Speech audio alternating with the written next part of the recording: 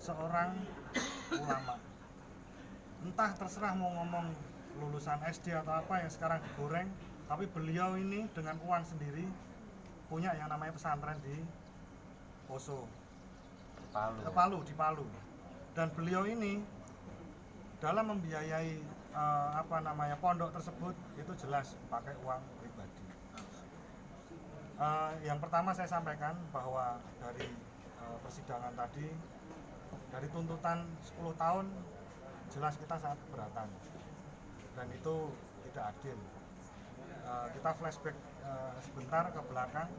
Saya bertanya kepada Gus Nur di persidangan juga, apakah Gus Nur dendam dengan Pak Jokowi?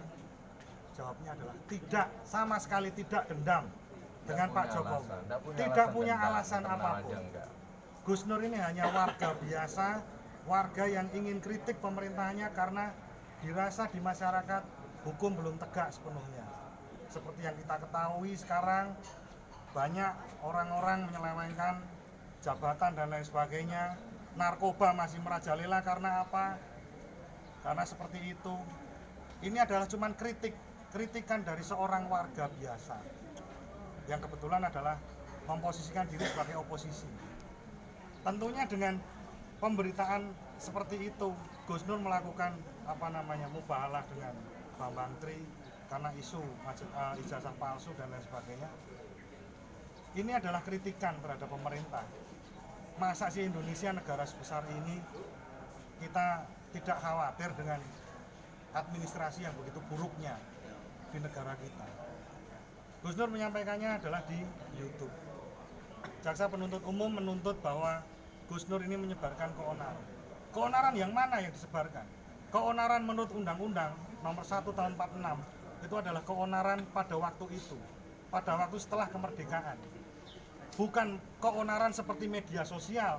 Media sosial seperti teman-teman wartawan semua ketahui bahwa komentar dan lain sebagainya itu tidak real, tidak secara fisik.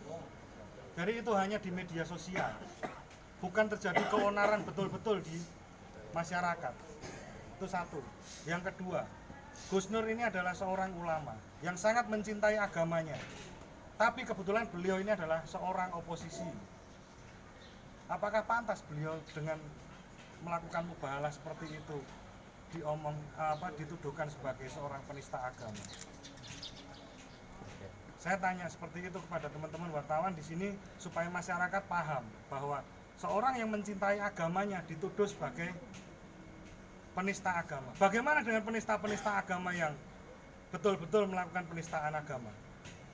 Banyak, dan itu tidak diproses. Mohon maaf. Itu juga sebuah kritikan. Seperti itu. Mungkin teman-teman ada yang mau nambahkan?